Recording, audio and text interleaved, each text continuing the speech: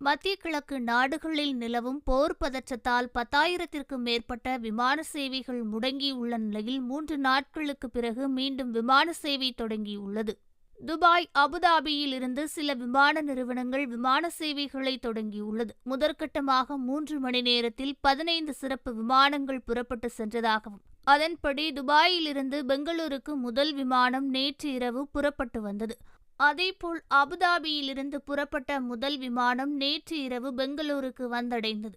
இந்த நிலையில் Saudi Arabia Jeddah நகரிலிருந்து இன்று சிறப்பு 10 விமானங்கள் இயக்கப்படும் என இண்டிகோ விமான நிறுவனம் கூறியுள்ளது.